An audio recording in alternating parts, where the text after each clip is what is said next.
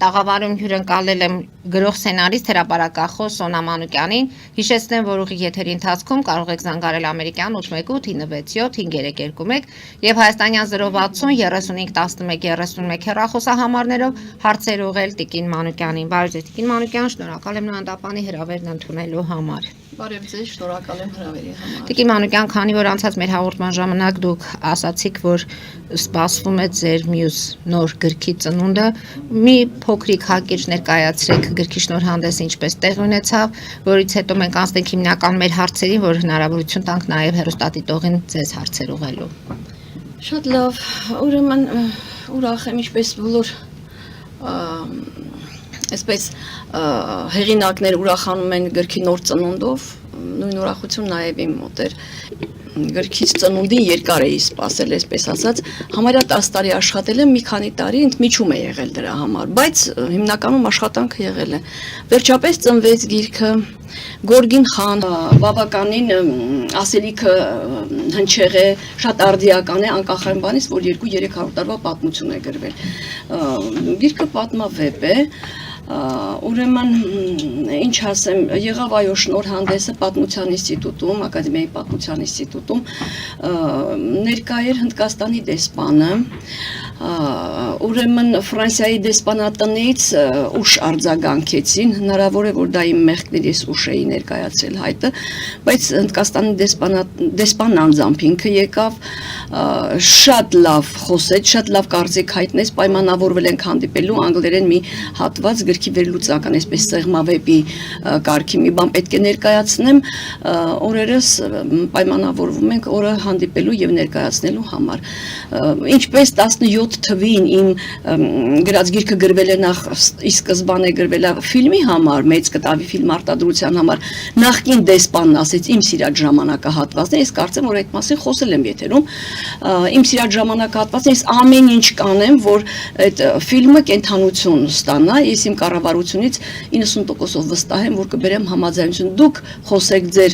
կառավարության հետ, դուք կարողացեք համաձայնություն բերել, բայց մեր մոտ, ինչպես միշտ, այս մեծ կտավի գործեր, մեծ ընդհանրապես ծրագրերը միշտ չէ, որ իրականանում է եւ չստացվեց դա, գործը կանգնեց, որից հետո ես որոշեցի ինչպես նախորդ գիրքը ցեղասպանության մասին, հայ եկեղեցու մասին, հայոց եկեղեցու, որոշեցի գիրք հրատարակել, այո, գիրքը պատմավեպ է, հրաշալի աշխատանք է ստացվել, արդեն ընթերցողներ ունեմ, լավ արձագանքներ ունեմ, վեպը մի հայի մասին է, Գորգին խանի, Գրիգոր Հարությունյանի գիրքը այդպես վերնագրվել է Գորգին խան եւ փակագծերում Գրիգոր Հարությունյան, հնդկական բանակի կազմակերպիչ, սպառապետ, գեներալ եւ արևելանցկական ընկերության Անգլիայի գաղութատիրական պետության այդ արևելանցկական ընկերության զորքերի հետ հաջող մարտերի են բռնվել ազատագրական պայքար հնդկական ժողովրդի հնդկական այսպես իշխանությունների ու իրավունքների իրենց ազատագրման համար եւ հաղթանակներ են տարել, երբ Գորգին խանն էր ղեկավարում բանակը։ Եվ այդ հաղթանակների ժամանակ բարձրացվել է նաև ի պատիվ եւ Գորգին խանին եւ այնտեղ կրվող հայերին, որովհետեւ 100-ից ավել հայեր եւ ավելի շատ հայեր կային, իսկ 8 հայ նաև հրամանատարներ էին, որոնց հրամանատարության տակ կրվում էին 10,000-անոց զորքեր։ Բանակը ինքը ես գրքի մասին մի փոքր մանրամասնում եմ, որ հետաքրքիր լինի ընթերցողը կարդա, բայց ոչ ամեն ինչ, ամենահետաքրքիր տեղը կթողնեմ ընթերցողին։ Գորգին խանը կազմավորեց ուրեմն եվրոպական կարգ ու կանոնով բանակ, որը բոլորովին չէր զիջում անգլիական բանակին, 15,000-անոց հեծելազոր եւ 25,000-անոց հետևակային բանակ, հաղթանակներ էր տանում մինչև Գորգինի մահը, բայց մահից առաջ, ասենք, որ Միր Կասիմին դավաճանավ, խաբեցին Միր Կասիմին, նա փոխեց հրամանատարին, որից հետո սկսվեց պարտություններ հնդկական բանակի։ Ասեմ նաեւ, որ մի քանի տեղ ես շատ լավ եմ ուսումնասիրել վավերագրերը եւ օտարլեզու անգլիական վավերագրերը եւ հայերեն, հայկական մի խոսքով բավականին տեղեկացված եմ գործին, ոմանք ասում են, որ Միր Կասիմը չէր հանձնարարել, որ սպանեն, ոմանք ասում են, բայց իմ ուսումնասիրությունները բերեցին այն եզրահանգման, որ այո, անգլիական խարդավանք է դիվանագիտությունը գործ ուներ դրանում, բայց հիմնականում հրաման տվողի ավ իր մտերիմ ընկեր Բենգալիայի նավապ Միր Կասիմը Գորգինին սպանեցին իր ճամբարում 33 տարեկան հասակում, բայց երբ որ ինքը կասկածելով փոխեց հրամանատարին, հնդկական բանակի պարտությունները սկսվեցին այդ ժամանակ Սումրուի ղեկավարած կռիվներում հնդկական բանակը տանուլ տվեց։ Ուրեմն Գորգինին սպանելուց հետո շատ վատ վերջաբան ունեցավ ամբողջ Բենգալիայի եւ Վերնախաբի համար եւ ժողովրդի, ես կասեմ մի բանը գրքում գրած, որը կարող է եւ այո, այսպես գայթակղիչ լինել ընթերցողի համար, որ կարդան, ուրեմն Գորգինի մահից հետո Հնդկաստանում Բենգալիայի ամբողջ նահանգում սարսափելի սով համաճարակ սկսվեց, որի արդյունքում մահացան 10 միլիոն մարդ, 10 միլիոն հնդիկներ մահացան եւ անգլիական պատմաբանները, ես այդ մասին արդեն չեմ ասի, կխոսեն, այո, մենք արդեն փորձենք ամփոփել գիրքը, որ Այնպես որ Գորգին խանը հնդկական այսպես պատմագրության մեջ պայծառ կերպար է մտել, շատ լավ այսպես միշտ արգանքի տուրք են տվել, նրա անունով փողոց կա, հրապարակ կա, կարծեմ որ հաղթանակի հրապարակ այդպես է կոչվում։ Մի խոսքով ընթերցողներին շատ մեծ սիրով հրավիրում եմ ընթերցելու, կարդալու գիրքը շատ լավն է։ Ամեն դեպքում իսկ ինչպես ձեռք բերեն գիրքը, եթե ցանկացողներ Գիրքը առայժմ չկա գրախանութում, բայց բուկինիստում պայմանավորվել ենք կտանենք, քիչ տպականակով եմ այս անգամ տպել, կասեմ ես, բուկինիստում հաստատ կլինի։ Հենց մեզ մոտ եք տպագրել գիրքը։ Այո, ես նախորդ անգամ ասի տպագրվել է Նոյան տապանում, գիրքը հաջողված է, որակը լավ է, ստացվել է, այնպես որ ընթերցողը գոհ կլինի եւ գրքից եւ այս անգամ ես չբերեցի նախորդ անգամ գիրքը բերեցի ցույց տալու համար, հնդկական այսպես քարտեզ այդ արևելյան հատվածն է, աշխարհի արևելյան հատվածը, որտեղ Չինաստանը, Հնդկաստանը այդպես է։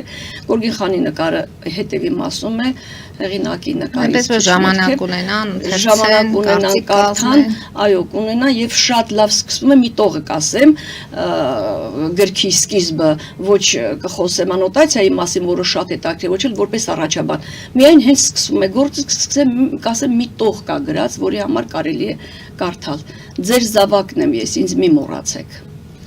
Շատ լավ, Տիկին Մանուկյան, շնորհավորում ենք, ձեզ հաջողություններ ենք մաղթում եւ սպասում ենք նոր գրքերի։ Հիմա անցնենք, թե ինչ է տեղի ունենում, ամեն դեպքում այդ պատմական գրքերի մասին մենք խոսում ենք մեր ժողովրդի ոգին չկոտրելու համար, ցույց տալու թե մենք ինչ ենք եղել, նույնիսկ կոտարների համար, ինչպես ենք հաջողություններ եւ հաղթանակներ, այնպես որ մնում է միայն մեր մեջ այս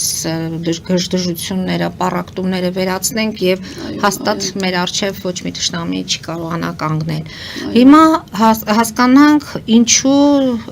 Բաքվին ուղարկվել էր պետական մակարդակով հրավեր մասնակցելու համաեվրոպական հարթակին, որը պետք է լիներ Երևանում եւ Ալիևը հրաժարվել է մասնակցել, բացատրելով, որ դեռ երկրների միջև խաղաղության պայմանագիրը դեռ վերջնականապես չի ստորագրվել։ Ինչու է խուսափում Ալիևը այս հանդիպումից եվրոպական հարթակներում այնել Երևանում եւ արդյոք սրանք դեռ նոր հարցեր չեն առաջացնում թե հասարակության մոտ եւ թե այն մարդկանց, ովքեր որ դրոշակ են արդեն դարձել, որ խաղաղություն է։ Մարդ իր բերանով ասում է խաղաղության պայմանագիր դեռ չի ստորագրվել։ Այո, ես շատ հաճախ եմ ասել, համարյա միշտ ասել եմ Մարի ջան, հետևորդները գերազանց գիտեն, դուք վստահաբար հիշում եք իմ խոսքերը, որ ես չեմ հավատում ոչ մի պայմանագրի խաղաղության հետ կապված, սա դիվանագիտական խաղեր են եւ մի բան միայն մեր համար լավ է, ինչքան որ ձգձգվի այդ իմ վատ կանխատեսումը, որ չի կարող խաղաղություն լինել, ինչքան որ ձգձգվի դա մեր օգուտն է, մինչև կարողանա երկիրը ողջ կանգնել։ Եվ հաղորդումների սկզբում եւ վերջում ես հաճախ ասել եմ, ես պետք է զինվել։ Այնպես որ ես գրեթե ասեցի այդ պատասխանը, ես պետք է զինվել, թե ինչ կասի Ալիևը, ես Ալիևի մասին բաներ կա գրում եմ հիմա, շուտով դա կլինի Ալիևի խոսքերով, մի խոսքով։ Ես ոչ Ալիևին եմ հավատում, ոչ նրա նախորդներին, ոչ էլ ապագա։ Այսինքն այստեղ ինքը մեզ հետ ավելի ազնիվ է։ Նրանք միշտ ազնիվ են եղել իմիջայլոց։ Եթե ես համեմատություն տանեմ Կրեմլի հետ, նրանց մենք միշտ վստահել իմիջայլոց, ասեմ Ժիրինովսկու շատ ռուսական, այսպես տեսաբանների խոսքերը, որ ամենահավատարիմ դաշնակիցը ռուսների համար եղել են հայերը։ Եվ ամենահաճախ դա մեզ մեջքից հարվածել են։ Իսկ ինչ վերաբերում է մեր արմատական թշնամիներին, Թուրքիային, Ադրբեջանին, նրանք միշտ անկեղծ են եղել։ Նրանք չեն խաբել, նրանք ասել են, որ հայրը մեր թշնամիներն են, նրանք միշտ եղել են այն վիճակում, որ մենք կարող ենք միշտ պատրաստել, որ կռիվ կարող է լինել, նրանք երբևէ չեն խաբել, ինչ ասել արել են։ Թե դավադրությունները, թե ցեղասպանությունը, թե էթնիկ զտումը, ամեն ինչը նրանք նախապես ասել եւ անգամ ուրեմն Արցախի շրջափակումը։ Նրանք սկսեցին իրենց էկո ակտիվիստներով եւ գնացին նրան ինչին որ գնացին։ Նրանք ավելի անկեղծ են եղել։ Չի կարելի չընդունել այդ փաստը։ Ասել եւ արել են։ Հիմա այս մերժումը կարող է Երևանի եւ Բաքվի միջև ընթացող այս խաղաղության գործընթացի վրա որոշակի ազդեցություն ունենալ, սա ազդակ է ում համար։ Չեմ կարծում, ինչի համար, որովհետեւ եթե կա Ամերիկայի միջնորդությունը, մենք ունենք օգոստոսի 8-ի այսպես համաձայնագիր, այսպես ասեմ, դա ես չեմ կարծում, որ նա հիմա կհամարցակվի անելու, որովհետեւ այս դեպքում ոչ ինքը իրան դաշնակից է, որ ինքը կարող է Թուրքիայի, Իսրայելի կամ ուրիշ երկրի նման որ կարող են օգնել իրեն։ Այս դրությամբ չեմ կարծում, որ ինքը կարողանա այդ կարգի տրամադրել։ Ամեն դեպքում բանակցությունները կընթանան։ Բանակցությունները կընթանան, արդյունքը ինչպիսին կլինի։ Հա, որովհետև աշխարհաքաղաքական իրավիճակի փոփոխության հետ մեկտեղ փոխվում են նաև դիրքորոշումները։ Այսինքն դուք շահագրգռվածությունը դեռ չեք տեսնում, որ այո։ Ոչ, ես չեմ հավատում, հակառակ դեպքում նրանք գոնե մանկապարտեզում կասեին հայրը մեր թշնամիները չեն, կամ այդ ոռնոսները լուսնի վրա ոռնոս այդ գորշ գայլերի նշանները չէին, այն մանկապարտեզից սկսած դպրոցից, գրքերից, պատմությունից, նրա դա պետական մակարդակով պատմության խեղաթյուրում ու թշնամանք է հայ ժողովրդի նկատմամբ, ես ոնց կարող եմ։ Ֆելիչե ժամանակակից ատամնաբուժական կլինիկա։ Այստեղ հարմարավետությունն ու խնամքն առաջնային են։ Այստեղ կիրառվում են ատամնաբուժական ամենաժամանակակից տեխնոլոգիաներ, ճշգրիտ ախտորոշում, արդյունավետ բուժում, նուրբ փորձառություն եւ անհատական մոտեցում։ Սկսած սովորական մանրուքներից մինչև առաջադեմ ընթացակարգեր, այստեղ դուք գտնվում եք բարձր որակավորում ունեցող եւ փորձառու ատամնաբուժական մասնագետների ձեռքերում։ Մեր բարեկամական եւ հյուրընկալ անձնակազմն այստեղ է յուրաքանչյուր այցը հաճելի դարձնելու համար։ Ֆելիչե, ձեր առողջ եւ ամենաերջանիկ շպիտը սկսվում է այստեղից։ Եկեք եւ բացահայտեք նորարարության փորձագիտության եւ կարեկցանքի կատարյալ համադրությունը։ Երևան շիփինգ, սենսացիա ստեղ, հա։ Այո, ճիշտ եք եկել։ Սանդրոցներ Երևան ուղարկելը $2.99 օթանավով։ Այո, Իսկ եթե դոլար ուղարկես, դոլար ստանան։ այո, Իսկ որ տանեն տուն հասցնեն, էլի մի տոկոս, հա։ 2%։ Երասա ծրի է, էլի։ Ժողովուրդ սենսացիա, ծրի է։ Նորթ Հոլիվուդ Գլենդել։ Ջաքփաթ հագուստի խանութը երկրորդ մասնաճյուղն է բացել Գլենդելի սրտում, որտեղ կարող եք ձեռք բերել եվրոպական եւ ամերիկյան ընտիր հագուստեղեն, կոշկեղեն, աքսեսուարներ, պայուսակներ ամենահարմար արժեքներով։ Նաեւ կարող եք ցանկացած ապրանք պատվիրել եւ ձեռք բերել կարճ ժամանակում։ Ջաքփաթի Գլենդելի հասցեն է 1135 North Pacific Avenue, հեռախոս 818 813 2252։ Ջաքփաթ հագուստի լավագույն կենտրոնը Գլենդելում։ 60-ից ավելի ճանաչված եվրոպական բրենդների ինքնատիպ, չկրկնվող եւ մատչելի ընտրանին Fortuna Home and Country House խանութ սրահում։ Նորավոճ սպասք եւ կահույք հորեկա բնագավառի համար, տեքստիլ տնտեսական ապրանքներ, ամեն ինչ գեղեցիկ կյանքի համար։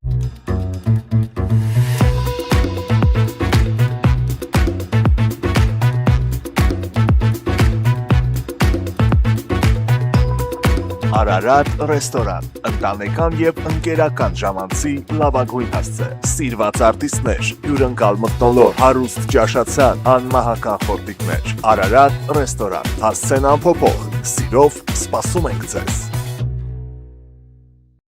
Լավագույն պաղպաղակ, բնական, համեղ եւ մատչելի գներով պաղպաղակը կարող եք ձեռք բերել բոլոր հայկական խանութներում։ Պահանջեք հայկական պաղպաղակ, Թամարա պաղպաղակ։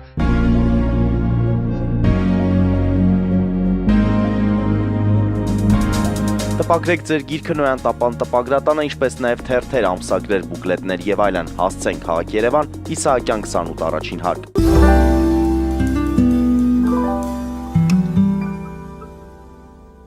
Գերիների վերադարձ, տարածքներից դուրս գալ։ Այո, այո։ Մենք զանգ ունենք Տիկին Մանուկյան, ասեն, որ մեզ արդեն զանգալի։ Լսում ենք ձեզ, դուք եթերում եք։ Բարի երեկո ձեզ Մարի ջան, ողջունում եմ ձեր հյուրին։ Շնորհակալ ենք։ Եվ շնորհավորում եմ ձեր գրքի ծնունդը Տիկին Մանուկյան։ Շնորհակալ եմ։ Վստահ եմ, որ շատ հետաքրքիր գիրք է։ Ամերիկայում վաճառվելու է դա Տիկին Մանուկյան։ Հաջորդ հրատարակության ժամանակ երևի որտեվ սա քիչ տպաքանակով է եղել, 100 հատ է եղել, այո տպաքանակը քիչ է, սա ամենայն հավանականությամբ շուտ կսպառվի, հաջորդի ժամանակ կարծում եմ կլինի Իմիջիայլոց ասեմ, որ ինձ ասեցին, որ շատ հնարավոր է նախ առաջինը հնդկերեն թարգմանել, իրենք ուզեցին հնդկերեն իրենց լեզվով, բայց անգլերենի մասին խոսք կա թարգմանելու։ Ես կուզեի, որ դա իհարկե մի քան, նաև ֆրանսերեն, որովհետև ֆրանսիացի հերոս ունենք գրքում, իրական կերպարները բոլոր վավերագրությունը մեր հրաշալի այնպես որ ինչ ասեմ գրելու ժամանակ սիրահարվել էի մեր ֆրանսիացի բարեկամին գնդապետ Ժան Բապտիստ Ժոզեֆ Ժանտիլին։ Այդ թարգմանությունները կլինեն, իսկ հայերեն իհարկե կարծում եմ որ կգա եւ դա շատ լավ կլինի, թող տարածվի թարգմանությունը։ Այո, մենք մի բան էլ ավելացնեմ, ներողություն ավելացնեմ։ Այդ զորավարը շատ հայտնի լավ ստրատեգ էր։ Արդյոք անգամ չի պատմության մեջ որ մենք տարբեր երկրներում մեծ զորավարներ ենք ունեցել։ Ինքը մի սխալ բան արեց։ Ինքը թշնամու հետ հանդիպեց, որ դիլ անի։ Ընդեղից սկսեցին կասկածել, որ կարող է ինքը դավաճանական բան անի։ Ես իհարկե պատմաբան չեմ Տիկին Մանուկյան, բայց մի թեթև գիտեմ 10-րդ դարում Հովանես Չմշկեցին զինվոր էր, գերի ինքավ Բյուզանդիա, տարիներ հետո նա դարձավ Բյուզանդիայի գլխավոր հրամանատարը, իսկ դրանից հետո էլ 6 տարի կայսր եղավ Բյուզանդիայում եւ դա լավագույն տարիներն էր Բյուզանդիայի ուժեղ։ Նրանից հետո Վասիլի III-ը, որը մոտ 20-25 տարի ինքը Բագրատունյան զավակեր 20-25 տարի Բյուզանդիայի կայսրը եղավ եւ եկավ Հայաստան եկեղեցի կառուցեց։ Ես եթե կարող եք այդ մասին գրել, լավ կլինի, որովհետեւ երևի շատ հայեր չգիտեն, բայց ես ձեզ հարց ունեմ Տիկին Մանուկյան։ Եթե Փաշինյանը ոնց որ մեր կտրիչը Սասունցի Դավիթը ինչա չգիտեմ ածական անունը եկեղեցու ղեկավարը, եթե Փաշինյանն էլ իր նման մի քանի անօրինական կին պահեր, շատ ներողություն արտասարության համար, բոս պահեր, եւ նրանցից ունենալ երեխաներ, 4-5 հատ, ինչպես մեր կտրիչն անում, եկեղեցին ինչ դիրք կբռներ Փաշինյանի նկատմամբ, ես կարծում եմ կլռել, որտեղ եկեղեցին այդպես այնց, իսկ ձեր կարծիքը ինչ է Տիկին Մանուկյան։ Շնորհակալ ենք ձեզ։ Խնդրում եմ, եթե կարելի է Շնորհակալ եմ հարցի։ Ես ներողություն եմ խնդրում ամեն դեպքում այդ հայտարար խոսքի համար, այո, բայց եթերում դա հնչեց ամեն դեպքում Եթե հակառակ պատկերը լիներ, այդ դեպքում ինչ կաներ եկեղեցին հեռուստադիտողի։ Ուրեմն ես Մարի ջան խնդրում եմ հարցի վերջին մասը ինձ նորից հիշեցնել, ես անդրադառնամ մեր Եկեղեցին կլռեր, եթե Նիկոլ Չէ, ես դրան կպատասխանեմ իհարկե, ուզում եմ ասել սկզբի մասը, երբ որ Գորգին խանի մասին խոսք եղավ, որ ինքը դիլից էր ուզում անել, բաժանել։ Շտամու հետ էր այո հանդիպել եւ ուզում եմ, եթե կա այդպիսի տպավորություն, այդ տպավորությունը ընդհանրապես ծրել չի եղել այդպիսի բան։ Գորգին խանի եղբայրը եղել է անգլիական ընկերության անդամ, ոչ մի կերպ չի կարողացել համոզել, որ ինքը անգլիացիների հետ մտերմանա թողնի հնդկական բանակ, հնդկական ամեն ինչը իր այդ օրենտացիա կողմնորոշումը եւ միանա եղբորը, որը կարկառուն դեմք էր արևելանտկական ընկերությունում չի միացել, չի գնացել, գայթակղիչ հազարավոր առաջարկներ նարի անգլիացիները, որ գնա իրենց ցանկացած գաղութում ղեկավարի կամ հենց Լոնդոնում լինի ղեկավար պաշտոնի։ Գորգինը պատասխանել է, որ ես տվել եմ իմ հավատարմության երդումը եւ հավատարիմ կմնամ մինչեւ վերջ։ Չի գնացել, այնպես որ այդ թյուր կարծիքը հավանաբար խոսքը նրան մասին է, որ այդ հանդիպումն է եղել հենց ճակատագրական։ Հանդիպումը ճակատագրական չի եղել, որովհետև նրանք չեն հանդիպել, նրանք մի անգամ են հանդիպել, որ կազմակերպել են հանդիպում Գորգին հետ, որպեսզի անգլիական գերինկած հրամանատարներին կարողանան հանել եւ ժամանակավոր դադար լինի, բայց Գորգինը գլխինով եւ ծածկագիր նամակներ իր այսպես թիկնապահները գտել էին, ծածկագիր նամակները բերեցին եւ հասկացան, որ անգլիացիները ժամանակավոր դադար աշխարհի ընթացքում իրանք ուզում էին հարձակվել բանակի վրա եւ Գորգինը իր հերատեսությամբ, այո, շատ լավ ստրատեգ լինելով կարողացավ կանխել դա։ Իսկ նրանք կասկածել են, շահարկել են, որ եղբայրը անգլիական ընկերության անդամ է եւ նախանձում էին շատ Գորգինի փառքին Միր Կասիմի Նավաբի մտերիմ մարդիկ եւ այդ նախանձը աշխատեց անգլիացիների դավադրության հետ, դավաճանության հետ, որը բերեց այդ աղետը, ասեմ, աղետը իրական աղետ էր, որովհետեւ դրանից հետո Միր Կասիմը Նավաբը գնաց Կալկաթա, այնտեղ աղքատության մեջ մահացավ, ասեցի արդեն ինչքան զոհեր ունացել, մի խոսքով դա։ Իսկ ինչ վերաբերում է հիմա եկեղեցուն ասեմ թե ինչ կարող էր անել, այո, եթե մի շատ տգեղ խոսք կա, կներեք, ես հիմա ասեմ, դա ասում են շունը շանթաթ չի գծի, այդպիսի խոսք կա, որ եթե երկրի ղեկավարություններ արեն այնպիսի կենսագրություն, այնպիսի անձնական կյանք, ինչպիսին ունեցել է եկեղեցին կլռեր, որտեղ նա ինքը եկեղեցին եկեք չմիավորություն, այո, կաթողիկոս ասեն կամ հոգևորականներ, նրանք ովքեր որ այո աշխարհի կյանքով են ապրել, մոռանալով հոգևոր կյանքը, մինչդեռ մենք գիտենք ոչ բարձրակարգ բարձրաստիճան հոգևորականները կուսակրոն չեն եւ աշխարհի կյանքով են ապրում, ուղղակի իրենց հոգևոր աշխատանքն անում եկեղեցիներում, այնպես որ բնականաբար նախ եթե հիշենք մենք Ամերիկայի պրեզիդենտին, որ սիրուհի ունեցել, ամբողջ աշխարհում մեկ հայտարարություն եղավ, նույնը կլիներ Նիկոլ Փաշինյանի հետ, եթե նա ունենար կանայք կամ ինչպես մեր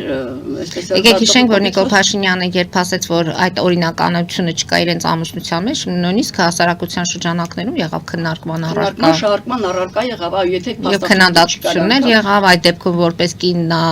արտասահմանյան իր ուղևորումների ժամանակ է։ Մի խոսքով այնպես որ հասարակությունը բարձրաձայնեց։ Ոչ հասարակությունը, մարդը, ժողովուրդը ընդհանրապես ոչ մի կեղծ բան չի ընդունում։ Կեղծ եւ անօրինական։ Եվ այո, եւ օրենքից դուրս բաներ չի ընդունում։ Դա կլինի եկեղեցին, կլինի ղեկավարը, ով ուզում է լինի, մի փոքր անօրեն բան, մի օրենքից դուրս բան, տեսավ անպայման բարձրաձայնում։ Ամեն դեպքում եկեղեցին կլռեր այս դեպքում։ Դե կլռեր, որտեղ համախոհեր լինելու իրեն։ Մենք եկեղեցու չլռելու դեպքում երկխոսությունը ինչպիսին կստացվեր Տիկին Մանուկյան, այս հանրային ձևով թե։ Այո, մի ցավալի բան ասեմ, եթե հիշում եք, ես մի քանի ամիս առաջ մենք հարցազրույց ունեցանք եկեղեցու մասին, ես բավականին խիստ խոսել եմ կաթողիկոսի մասին, ես հիմա նորից նույն խստությամբ կարող եմ խոսել, ուղղակի դրա կարիք այնքան ուր չկա, որ արդեն ասել եմ, բայց ես հենց այն ժամանակ ասեցի, որ ես չեմ ուզում, որ բարձրաձայնվի ու աշխարհով մեկ լինի եկեղեցու հետ կապված այսպիսի, ասենք անօրինություն, ասենք խրդժություն, ասենք խայտառակություն, չգիտեմ, ես չէի ուզենա, որ առաջին քրիստոնեություն ընդունող երկրում այսպիսի եկեղեցականերու իշխանություն մեջ ընդվզում լիներ։ Մենք գիտենք ինչ է եղել, ես հատկապես գիտեմ եկեղեցու պատմություն գրող մեկս, որ գիտեմ ինչ պատմություն, ինչ ճանապարհ է անցել մեր եկեղեցին ու ինչ փառավոր փայլուն կաթողիկոսներ են ունեցել, նաև ունեցել են վատերը, ու ես զարմանում եմ հիմա ինչու, հիմա ես մի փոքրիկ անդրադարձ անեմ այդ պատմության հետ կապված, հովանավանքն էլ ամեն դեպքում մենք քննարկենք ինչպես է հոկտեմբերի 26-ի պատարակ գնահատում եւ այս կիրակեր պետք է կրկնվի դա։ Եթե շատ լավ է, ապա ինչու չեք մասնակցում Տիկին Մանուկյան։ Ես կասեմ, ես կիրակի օրը աշխատել եմ, այս կիրակի օրը չգիտեմ կգնամ թե չէ, եթե կարող լինի կգնամ, եթե հարմար լինի։ Ձեր գնալով ինչ եք ուզում դու դրանով ասել լինել։ Ժողովուրդը դա այն մասան է, որը Նիկոլ Փաշինյանին է։ Չէ, ժողովուրդը այն մասան է, որ եկեղեցի է։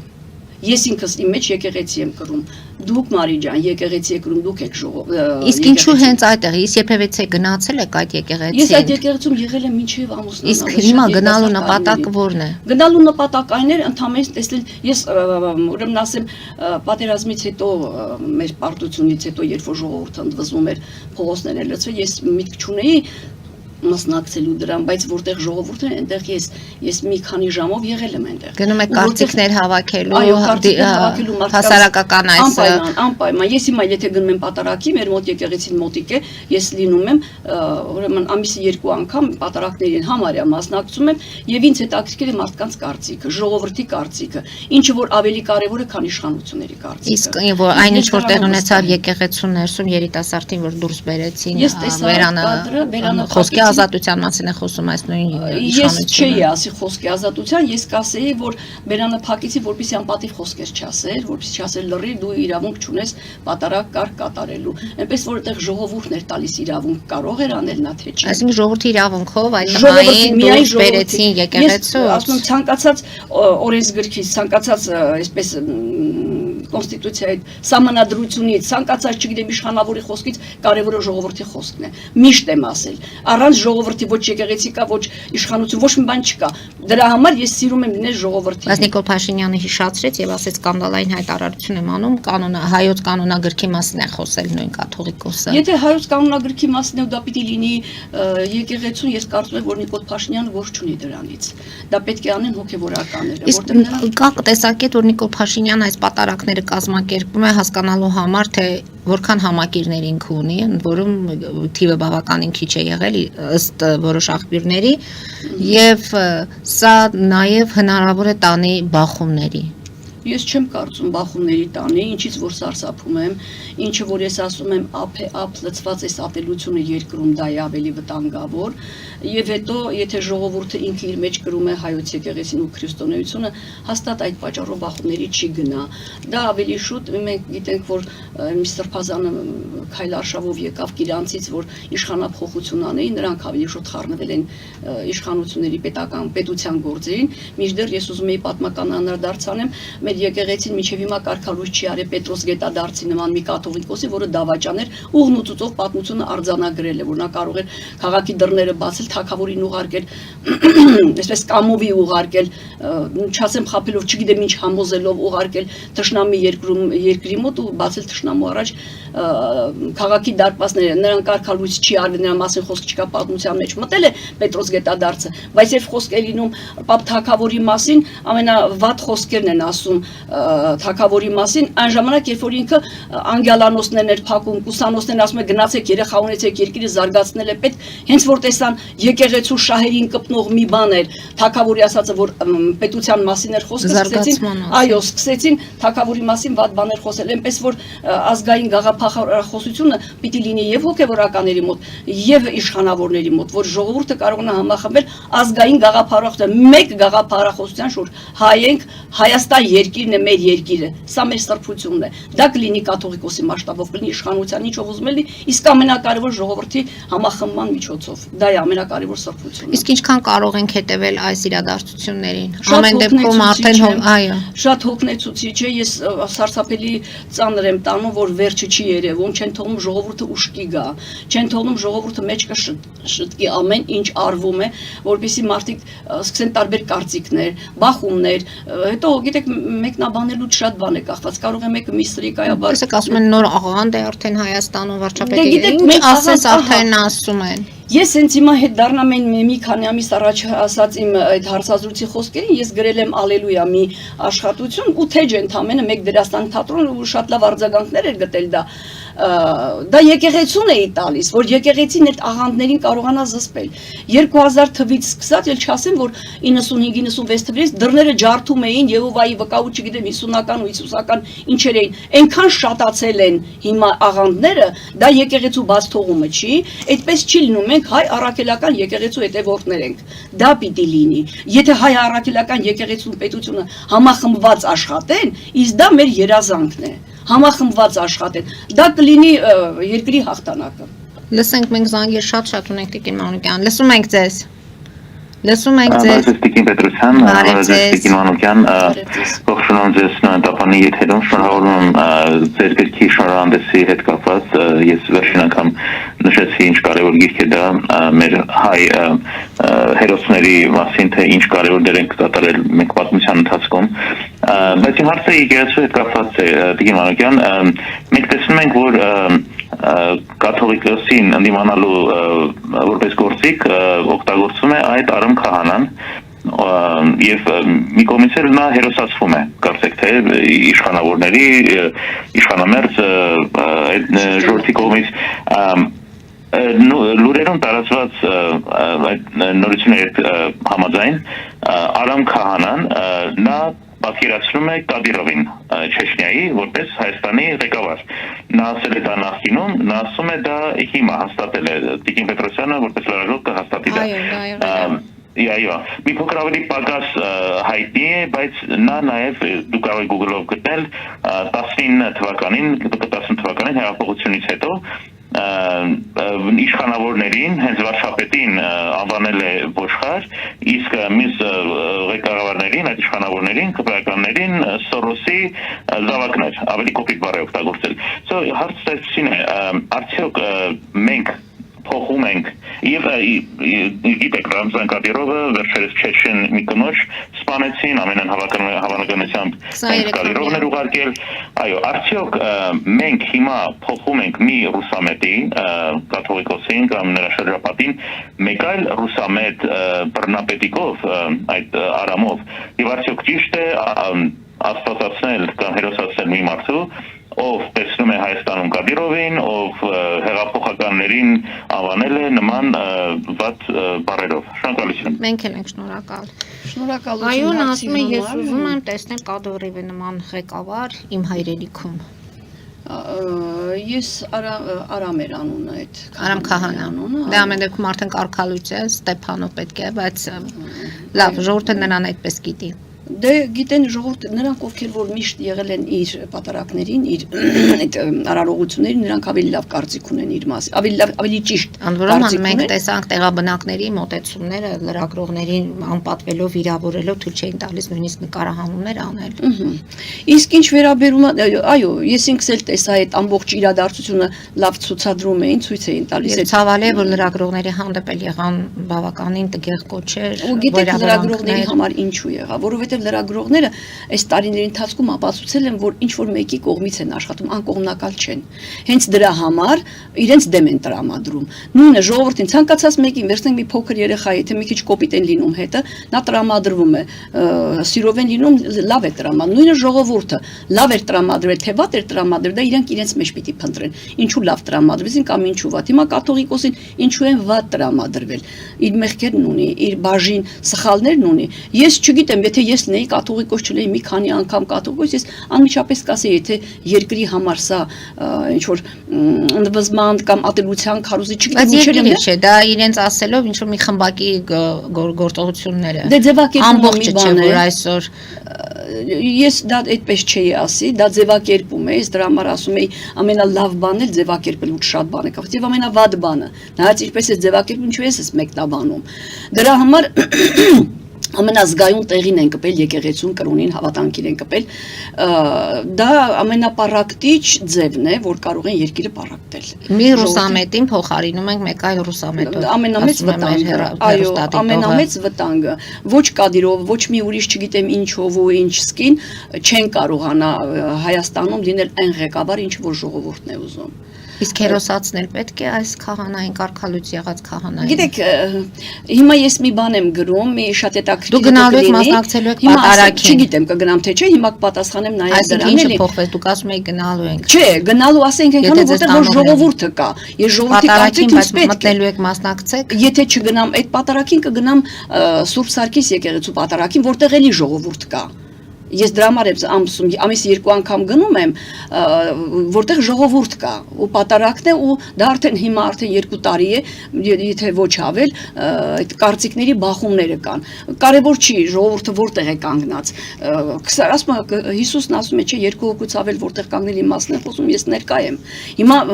լեփլեցուն է լինում բանի Նորքի 5-րդ զանգվածի եկեղեցին։ Այնտեղ էլ մարդիկ են։ Ժամանակը բավարարեք գնամ, եթե տարբեր մասա է, նրանց կարծիքներ կիմանամ, եթե չէ ես կլինեմ Սուրբ Սարգիս եկեղեցում, էլի մարդիկ են, որտեղ կա ժողովուրդ, որտեղ կա կարծիք, որոնց կարծիքը շատ ավելի թանկ է, քան հայտարարած ցանկացած մի հոգևորականի կամ իշխանավորի։ Ես նրանց հետ ժողովրդի հետ ավելի լավ եմ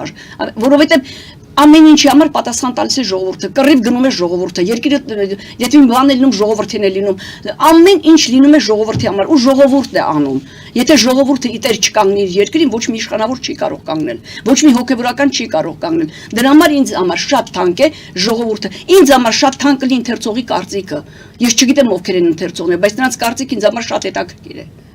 Տիկին Մանուկյան, ամեն դեպքում եկեղեցու հետ կապված իրադարձություններին մենք կհետևենք, եթե ժողովրդից ենք խոսում, ներողություն,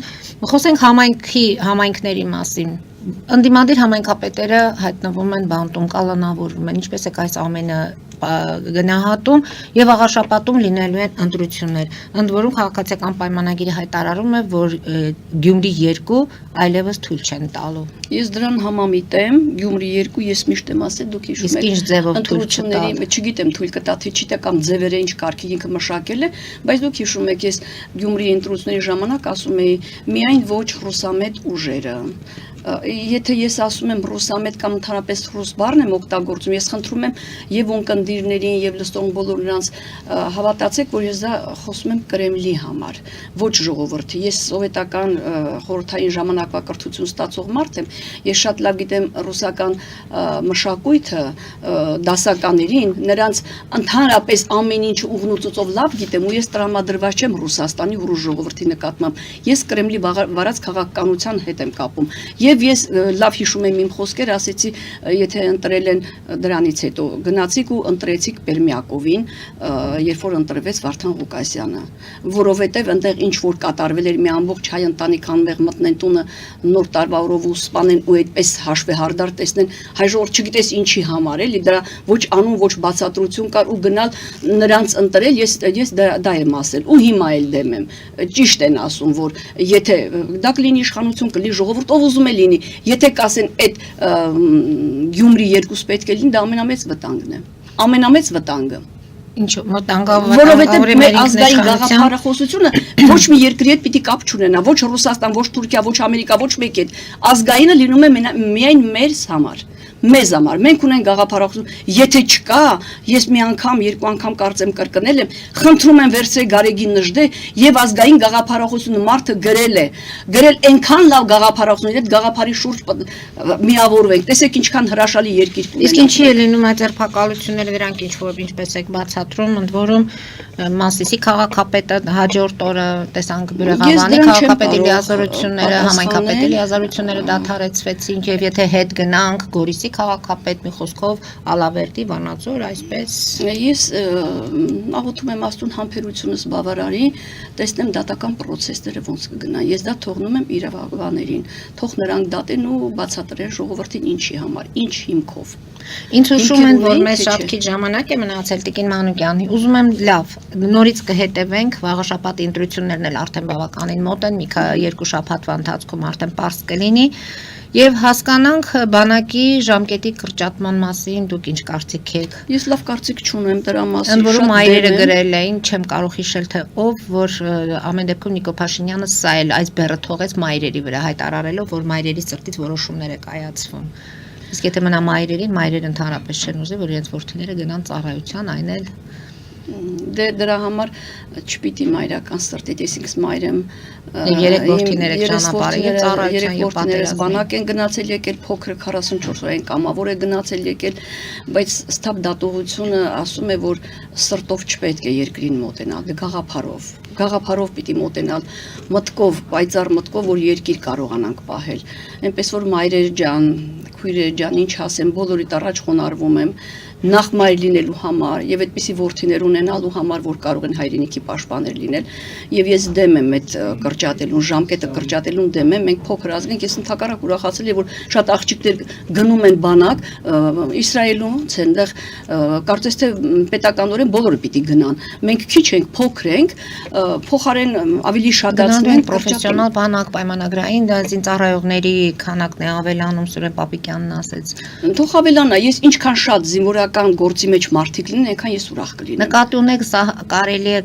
այս ծրագիրը իրականացնել պարզապես մի քանի տարի հետո, երբ իրոք խաղաղություն կլինի, երբ կամրանանք։ Ահա, ուրեմն Մարի ջան, ես ասեմ իմ հետևորդները թող իմանան, ես միայն այն կարծիքին եմ, որ քանի դեռ արդարությունը չի հաղթել, խաղաղություն չի լինի։ Անկախ այն բանից ես հայ եմ, ես գիտեմ, որ մեր պատմությունը արդարության պատմություն է, կուզեք խեղճ ու կրակ ասեք, կուզեք պարտություններ, շատ բաներ կարող են գրել դրա մեջ, դա մի բան, մի այլ խոսակցություն, բայց երբ որ արդարությունը հաղթում է, ես չեմ ուզում հիմա Թրամփի մասին խոսել, խաղաղության Նոբելյան մրցանակի ու դրա հետ կապված գրում եմ, դրա հետ կապված ինչ որ բան, խաղաղություն կարող է լինել արդարության հիման վրա, կեղծ օրակարգով խաղաղություն չի կարող լինել, դա շատ դա ժամանակավոր բան է, եթե անարդարությունն է հաղթել, չի կարող այդպես խաղաղություն լինել, անարդարության հաղթանակը կործանարար է։ Ամեն դեպքում անարդարության հաղթանակը կործանարը ու հանկարծ ասել գիտեք այս վիճակը նորմալ է, ես դրան չեմ հավատում, չեմ վստահում։ Պետք է որ մեր համախմբվածությունը բերի այն ազգային գաղափարի այդ ուղղությամբ աշխատեն բոլորը մեր Վազգեն Վեհափարն ասում էր ավելի լավ է օրը մեկ մոմ վառել, քան անընդհատ բողոքել խավարից։ Եվ բոլոր նրանք ովքեր ոչինչ չեն անում, ամենաշատ նրանք են մունատ գալիս։ Խանգարում են գործարողին, փնովում են, չեն գնահատում, երբ որ չի գնահատվում արածը, մի տեսակ ջուրն են գցում։ Դա երկրից ինչ որ բան է տանում։ Եթե դու գիտես ու քո խոսքին մեկը լսում ու հավատում է, դու արդեն պարտավորված ես զգում այդ մարդու առաջ ճիշտ անկեղծ լինելուն, ոչ թե խաբելուն, ինչ կադիրով, ինչ չգիտեմ ով, նա պիտի լինի հայ, պիտի լինի ազգային գաղափարախոսությամբ ծնունդը, նա պիտի լինի այն մարդը, ում որ պետք է բոլորը հավատան, եւ եկեղեցին, եւ եկեղեցու հավատացող մարդիկ, եւ ամբողջ ժողովուրդը պետք է հավատա մի մարդու, ոչ միայն չեմ ասում էլի այդ անհատի մեկին էլի ամբողջ իշխանությանը, որը կառավարության մեջ մտնում են մի քանի հոգի եւ ես գիտեք միշտ եմ ասել ու կուզեի որ լուստրացիաներով գնային բոլոր նրանք կառավարություն ովքեր որ այո անցել են այսպես մանրադիտակի տակով ոչ մի վատ անցյալ չունեն ոչ մի վտանգ իրենցից չեն ներկայացնում որտեվ մենք տեսանք ինչ կատարվեց պատերազմի ժամանակ այնքան մարդիկ որ մտածում են կան լավ է որ սա այնտեղ են պարզվեց որ դավաճաներ դուրս եկան Տիկին Մանուկյան, հետևենք զարգացումներին, հաջորդ անգամ երբ հանդիպենք, ես կցանկանայի տեսնեմ ձեզ հետ զրուցել թոշակների հետ կապված վերջին հայտարարությունները, ամեն դեպքում դրանք սոցիալական խնդիրներ են, արցախցիների խոստացան պետբյուջեի շրջանակներում գումարները հատկացնել իրենց սոցիալական եւ բնակարանային խնդիրները լուծելու համար, ամեն դեպքում զարգացումներ կան կամ կլինի Ֆրանսիայից կվերադառնա նաև Նիկոլ Փաշինյանը, տեսնենք հետևանքները եւ հաջորդ անգամ մեր հաղորդման շրջանակներում կցանկանայի լսել նաև ձեր կարծիքները, ընդ որում երեխաների միանվագը գումարների մասին փոփոխություններ եղավ։ Մի խոսքով այս ամենը տեսնենք այս թոհուբոհ սոցիալական այս իրավական դաշտում ինչեր են տեղի ունենում։ Դա սոցիալ մասնագետը կարող է խոսել, ես էլ իմ կարծիքը կարող եմ ասել, շատ ափսոսում եմ, որ միշտ հեռանում ենք մշակույթից, միշտ չեմ կարողանում մշակույթի մասին խոսել, իմ ամենացավոտ տեղն է։ Կարծում եմ հաջորդ անգամ կհասցնենք նաև դրա մասին խոսել։ Թատրոններին վատ խոսք ասելու հիմքեր ունեմ։ Այսպես հասցրեցի ասել, դա հաջորդ հաղորդման ավելի մանրամասն։ Եղավ Տիկին Մանուկյան, շնորհակալություն եմ հայտնում։ Հարգելի հայրենակիցներ, այսօր այսքանով ավարտում ենք, հետևեք զարգացումներին, մնացեք խաղաղությամբ։